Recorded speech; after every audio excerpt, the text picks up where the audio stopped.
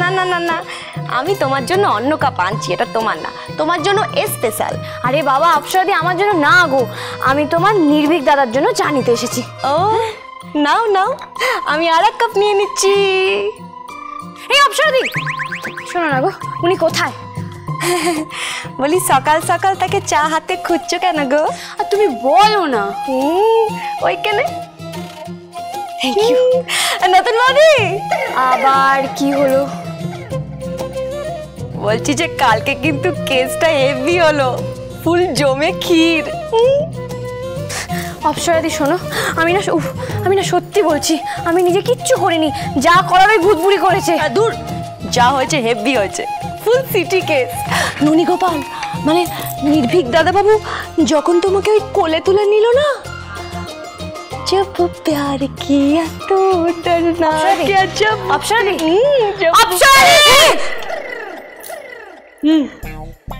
কেলো করেছে রে দেখি।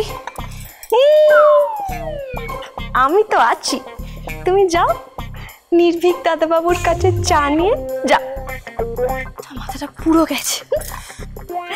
जब प्यार किया तो डरना क्या, जब प्यार সব ঠিক করে নিয়ে যায় এখন, না নলে কুটনি শাশুড়িগুলো তো আমার চাকরিটাই না খেয়ে নেয়। বলি মায়েরা এক কাপ চা লাগবে গো।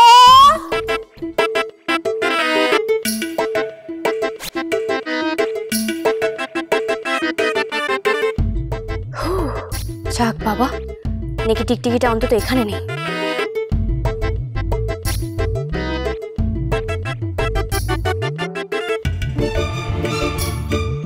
শুনুন আপনার চা। ও গড, আপনি চিৎকার করলেন যে? কি দেখলেন? আরশোলা না অন্য কিছু? কিছু দেখিনি, তাই তো চিৎকার করলাম। মানে মানে আপনার জামা কই? কেন? এটা জামা নয়। এটা তো জামার নিচে পড়ে, এটা পরে কেউ এইভাবে ঘোরে নাকি? কেন, খারাপ কি আছে? আরে বাবা, এটা পরে সবার সামনে ঘুরতে নেই। কে বলেছে? কোথায় লেখা আছে? কেউ বলেনি, কিন্তু এটা ভদ্রতা, সভ্যতা আর শালীনতার ব্যাপার। তার মানে আপনি বলতে চান আমি অভদ্র, অশালীন, তাই তো? দেখুন, ভদ্রলোকেরা এইভাবে ঘুরে বেড়ায় না। আমি আপনার জন্য জামা এনে দিচ্ছি, আপনি সেটা পরে নিন। দাঁড়ান, কিচ্ছু আনতে হবে না আমার জন্য, আমি পরবো না। এখনো শীতকাল আছে, এরপর ঠান্ডা লেগে গেলে কে দেখবে? কেন? আপনি ছাড়া অন্য কেউ দেখবে? ঠান্ডা লাগবেই বা কেন? এই যে গরম গরম চা এনেছেন, এক্ষুনি খাবো, ফুল বডি গরম হয়ে যাবে। না,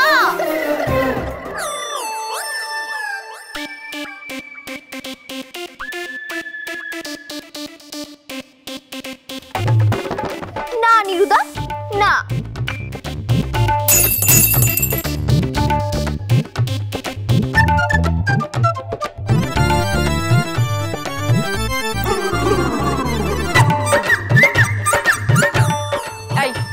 এটা কি হলো? কি হলো সেটা তো দেখতেই পেলে, যা হওয়া উচিত তাই হলো। মানে এমন করছো যেন তুমি চোখেই দেখতে পাওনি। দেখলেই তো চায়ের কাপটা আমি ছুঁড়ে ফেলে দিলাম। তুমি চায়ের কাপ কেন ফেলে দিলাম তো সেটাই জানতে চাইছি। শোনো চুনি, তোমার এই এত কেনর উত্তর না আমি দিতে পারবো না। আহা, কি হলো কি? হ্যাঁ কি রে, কি হলো? ও কি সাথে কি করলি? ওই কি দেখ, ফেললে তো ফেললে। আমি অপ্সরাকে দিয়ে পরে চা পাঠাতাম, তোমার সহ্য হলো না, ওর থেকে কাপটা নিয়ে এলে আর এনেই ভেঙে ফেললে। আচ্ছা তোমার দ্বারা কি একটা কাজও ঠিক করে হয় না? আমি কাপটা ভাঙিনি, ললিতা ভেঙেছে। ঠেলা লেগে পড়ে গেছে বলো? খেলা লেগে পড়েনি, খেলা মেরে ফেলেছে, ইচ্ছে করে ফেলা হয়েছে। হ্যাঁ ফেলেছি তো, আর ফেলেছি তার কারণ নিরুদার আজ থেকে চা খাবে না। তাহলে সকালে খাবেটা কি? তুমি কি গো চুনি, এই যে আমি এক গ্লাস দুধ আর দুটো করে ডিম সেদ্ধ এনেছি, সেটা বুঝি তুমি চোখে দেখোনি? এই সব তো নিরুদার জন্য।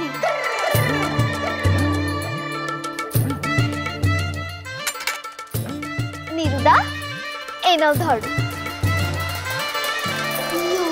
খবরদার, আপনি এটা ধরবেন না।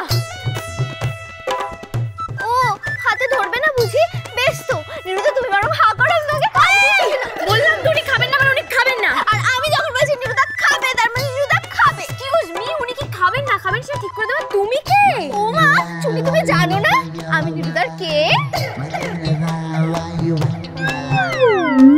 দিদি এই মেয়ে তো বেশ দরগো।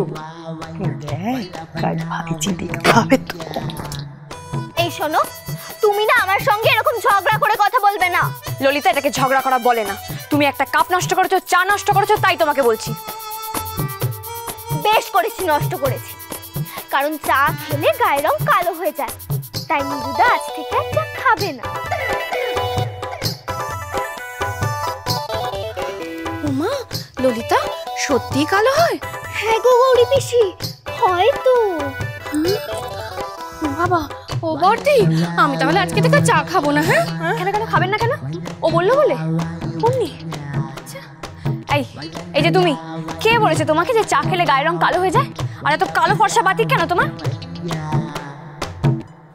কালো মন্দ কি? কালো তো জগতের আলো। কেন তুমি কোনদিন গান শোনোনি? কালো যদি মন্দ তবে কেশ পাকিলে কান্দ কেন? তাই বুঝি চুনি? তা বেশ তো, কালো যদি তোমার কাছে এতই ভালো হয়, তাহলে তুমি একটা কাজ করো না চুনি, এই এত চা না তুমিই খাও। নিরুদা খাবে না মানে নিরুদা খাবে না। খেলা তো জমে গেছে। থাক চুনি, তুই ভূতের সঙ্গে সিদ্ধি নিয়ে পর যে কোথায় গায়েব হয়ে যাবে টেরও পাবি না।